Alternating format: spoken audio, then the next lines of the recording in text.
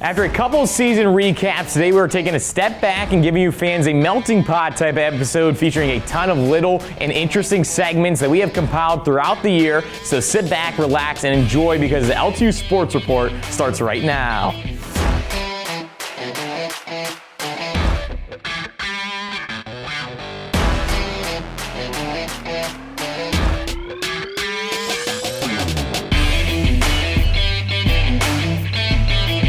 Welcome into the LTU Sports Report. I'm happy to have you here. I'm your host, Dylan Morello. The Sports Report is presented by Lawrence Technological University, and we are sponsored by Henry Ford Sports Medicine. So coming up first on this jam-packed episode, esports has skyrocketed here at LTU. We have another incoming recruit spotlight.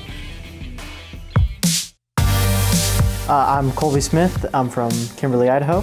I was recruited for the LTU Esports team. I'm going to be attending LTU and going for computer science and game development. So I reached out to Colby on one of the recruiting sites, and I'm super excited for him to come here because he was one of the first few that I was really interested by his gameplay and his passion. First off, Danielle seemed like a great coach. She seemed very nice and very excited for the esports program. But why I really chose LTU is the degree program.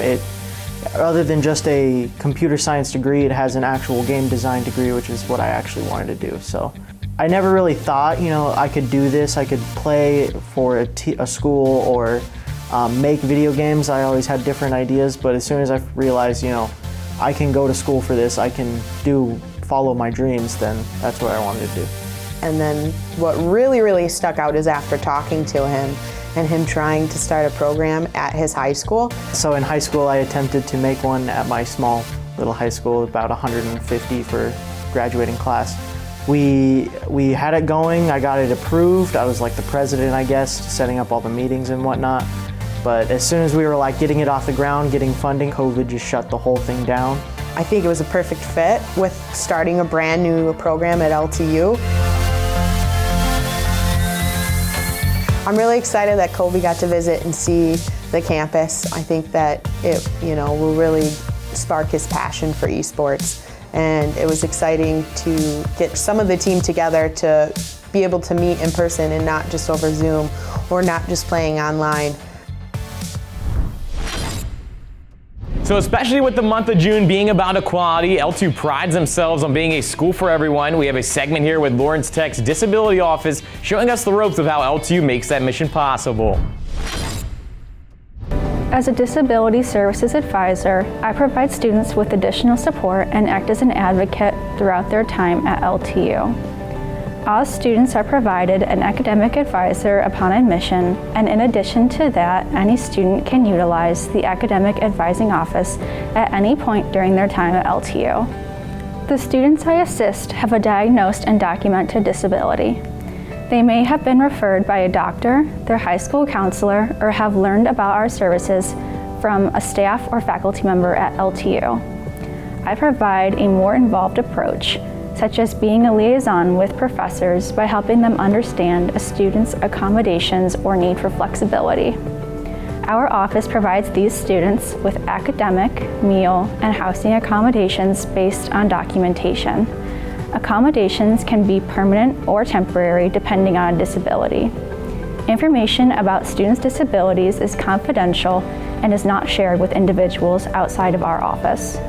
Students who find a connection to campus tend to have a better college experience, which can make a significant difference in how that student performs in the classroom.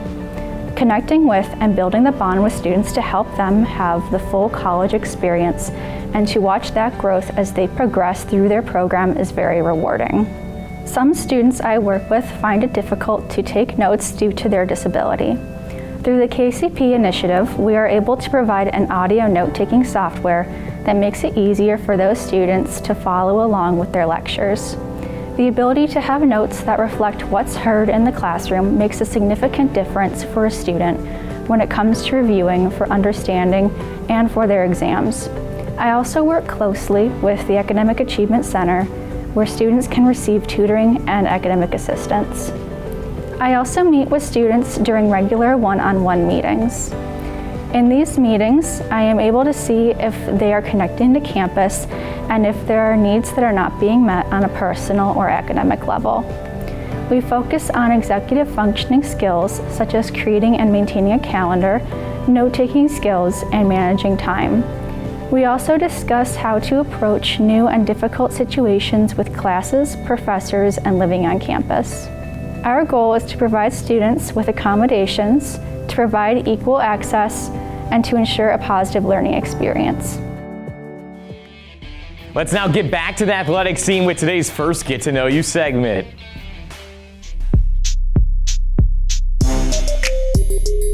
My name is Riley O'Connell. I'm a freshman this year and I'm on the varsity volleyball team. My favorite TV show is Parks and Recreation because it's funny. My favorite animal, I like jellyfish because I feel like they're just really cool. My favorite place to vacation, Siesta Key, Florida. It's really nice. We always go there for spring break. The beach is the sand is really good, the ocean's right there. We're going to step aside for a commercial break to hear from our sponsors, but stay tuned because we are marching to more segments when we get back.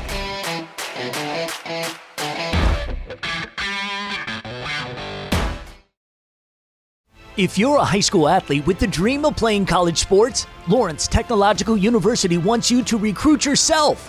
LTU offers over 24 varsity sports for men and women, along with several dozen world-class undergraduate programs. Athletic and academic scholarships are available in all sports, including its newest additions, competitive cheer and dance, Esports, women's hockey, and men's and women's track and field. Visit LTUathletics.com and recruit yourself. Lawrence Tech, where Blue Devils dare.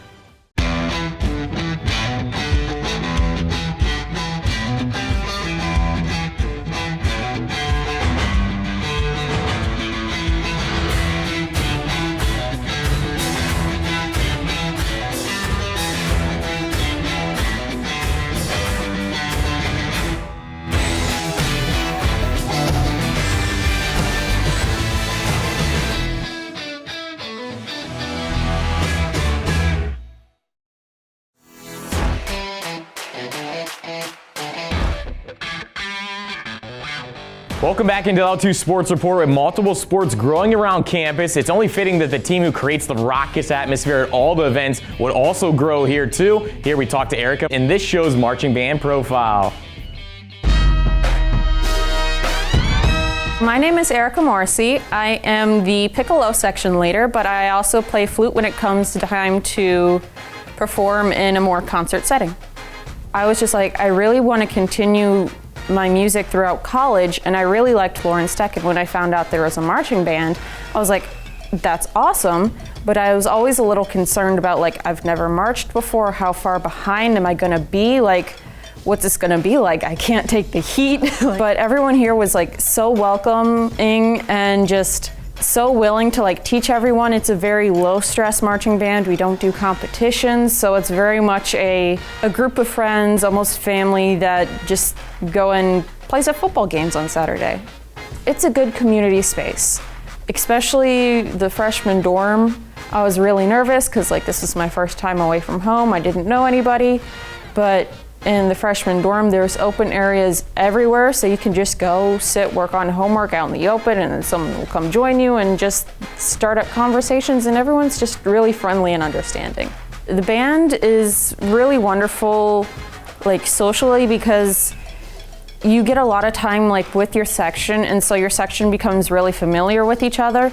And you know, pre-COVID days, you'd often go out and hang out a lot with your section, and like all the woodwinds would go, so it could be like clarinets, flutes, and saxes would go and just like go into one of the common rooms somewhere and play cards, or just go get dinner sometime. And it was just a really good group of friends. And I think if anybody was worried about making friends coming here, if they joined the marching band within band camp, you're gonna have some really close bonds. We still get to rehearse, we still get to perform, just not as much. I don't think we haven't performed at any games yet this semester. I don't know if we will, but we've done 2 different pep rallies in the main area of open area of the campus, the quadrangle, and they've been really fun. We've done basically a full set of music. When it comes to rehearsals, we get to spread out as much as we can. We have markers all along our practice area to where we stand on our dot and we stay on our dot, so we're all spread out. We're all at least 6 feet apart. When we're not playing, we have our masks on. Those instruments that can have covers do have, I'm going to call them instrument masks provided by the school. It's been very safe and I feel very comfortable.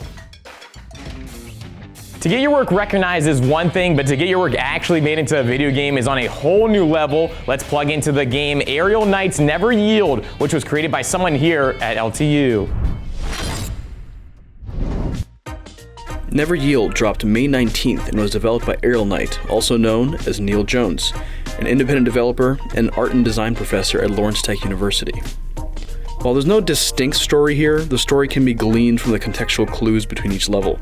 But from what I can see, hidden in Detroit is a secret facility where a kid named Wally escapes, not really knowing what's going on or what's happening to him.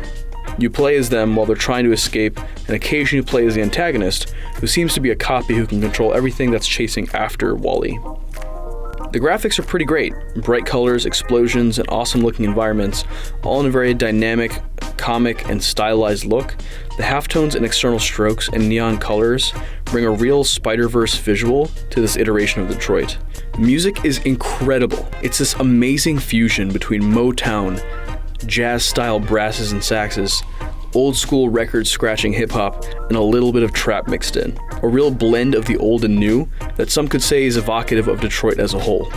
There's a few extras, like a bonus 8-bit song, and a lot of the songs that have vocals, the vocalists flow so well with the music. On top of all of this, the developer produced this whole soundtrack with Daname Sama, a Detroit artist with vocals from black artists all over the world. The gameplay is your basic runner-type game, but with focus on the levels and not just complete randomness. Mixed in are scenes that push the story forward, but they're not too long, and they always put you right back into the action. When looking ahead, you'll see a streak of color that will tell you what kind of obstacle is coming. If you're trying to beat a record or just sprinting the whole time, this really helps you react before things appear on screen. This makes the game definitely feel almost akin to a rhythm game at times, especially with the bop of a soundtrack.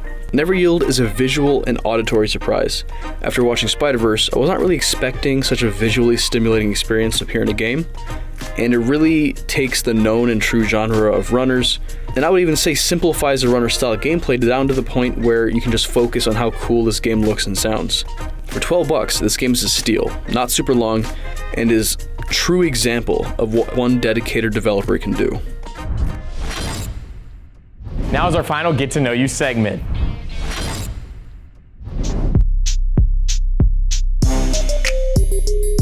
My name is Hunter ASSENMACHER. I'm a freshman and I run cross country and track.